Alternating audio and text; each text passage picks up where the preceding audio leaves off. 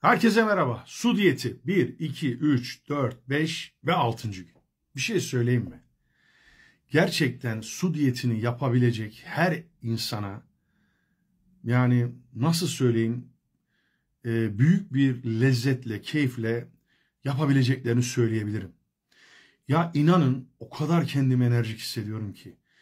Uyku sürem azaldı. Yani çok uyku uyumama gerek kalmadı. Kendimi enerjik hissediyorum. Bugün dışarıda sıcakta o kadar koşturdum ki. Arkadaşlar, dostlar. Hiç en ufak bir yorulma emaresi yok. Yediğimiz ortada marul.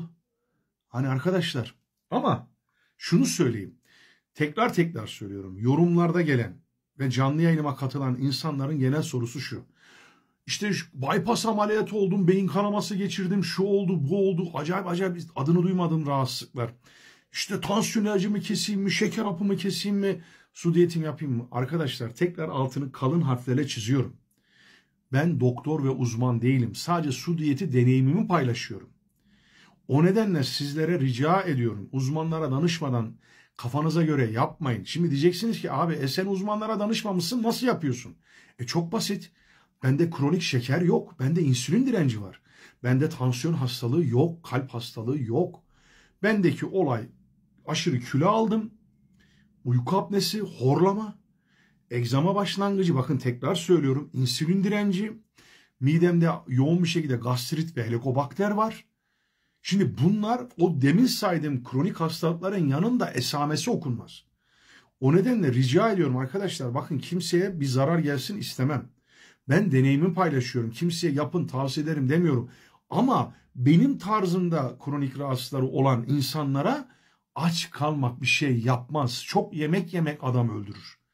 Aç kalmak adam öldürmez arkadaşlar. Sigara öldürür, alkol öldürür, stres öldürür, aşırı fast food tüketimi öldürür. Anlatabildim mi? Yağlı yemekler, yağlı yiyecekler öldürür, abur cubur öldürür, aşırı şeker tatlı öldürür, değil mi? Yani bunu az çok biliyoruz. Hatta bugün bir tanesi yorum yapmış. Abi rakı içerek oluyor mu? He. Rakı da içebiliyorsun, viski de içebiliyorsun. Arkadaşlar şakayı goy bir kenara bırakalım. Bakın ben burada su diyetinden edindiğim deneyimleri sizlere paylaşıyorum. Bir tane soru geldi ama bu soruyu mutlaka cevaplayacağım. Su diyeti nasıl yapıyorsun? Arkadaşlar su diyetine nasıl yaptığımı, ben nasıl başladığımı sizlere mümkünse anlatayım. Ben 2 aylık bütün Türkiye'de yerli ve yabancı uzmanları dinledikten sonra, makaleleri okuduktan sonra dedim ki ben bu su diyetini yaparım. Sigarayı da bir gecede bırakmıştım 8 yıl evvel. Nacizane biraz iradeli bir adamım. Ve dedim ki ben kilolarımdan, yaşadığım sorunlardan bıktım. Ben su diyeti yapacağım dedim. En son güzel akşam yemeğimi sevdiklerimle yedim. Tıka basa yedim. Sabaha su diyetine başladım. Olay bu. Olay burada bitiyor arkadaşlar. Ne yapıyorum? Canım istediği kadar su içiyorum. Canım isterse şekersiz çay içiyorum. Canım isterse sütsüz filtre kahve içiyorum. Marul seçtik. Ben marulu seçtim. Marulu istediğim kadar tuz döküp, kaya tuzu, limon sıkıp yiyorum. Ama onun dışında etmiş, sütmüş, yoğurtmuş, çorbaymış, bunlar yok. Arkadaşlar hayatınızı bir amaca bağlayın. Bunu sadece zayıflamak için yapamazsınız. Çünkü su diyetini bıraktığınızda eski yeme alışkanlığına dönerseniz geri alırsınız o kiloları. Ben kronik rahatsızlıklarımdan kurtulayım. Vücudum bir detoks yapsın, bir dinlensin, kalbim, böbreklerim, karaciğerim. Kendime bir geleyim, şu horlama uyku apnesinden bir kurtulayım. Biraz da kilo vereyim diye başladım. Ve bunu tam tamına 30 gün yapmayı planlıyorum. Kimisi soruyor abi 3 gün olur mu? Ya niye olmasın? 3 gün bir detoks vücuda kötü gelir mi? 7 gün yapayım. Tabii ki gelir. Niye iyi olmasın? Ama yani hiç yapmamaktansa tabii ki iyidir. Ama benim hedefim 30 gün. Neden 30 gün?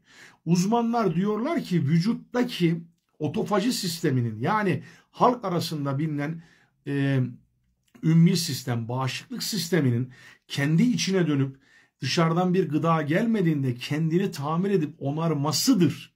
Bunu yapmanın yolu vücudu aç bırakmaktır arkadaşlar. Yani uzmanlardan benim öğrendiğim bu.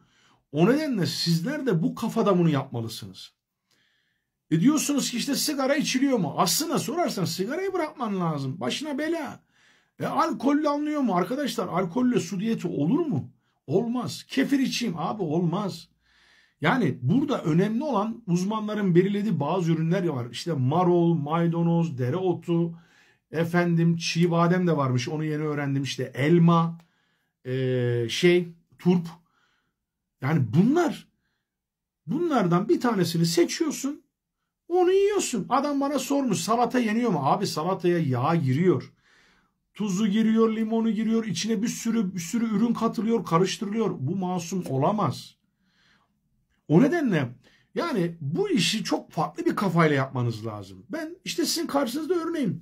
Yüzüm düşmeye başladı, gıdığım düştü ve kilomu merak ediyorsunuz. İşte sıkı durun.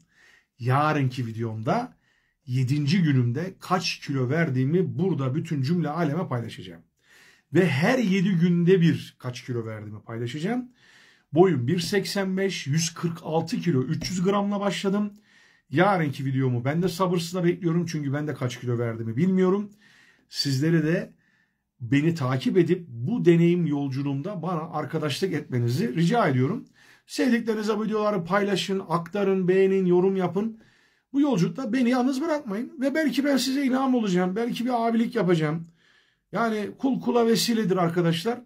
Dua eder, dua bekleriz. Allah'a emanet olun. Sizleri çok seviyorum. İyi ki varsınız. Allah hepimize sağlık, sıhhat, afiyet ve şifa nasip etsin. Görüşmek üzere diyorum. Eyvallah. Allah'a emanet.